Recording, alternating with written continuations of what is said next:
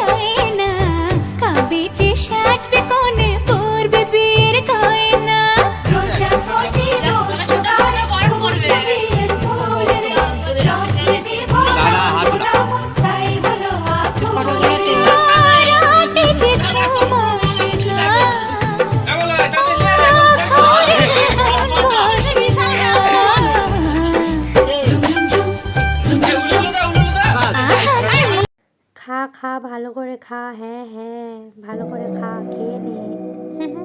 সত্যি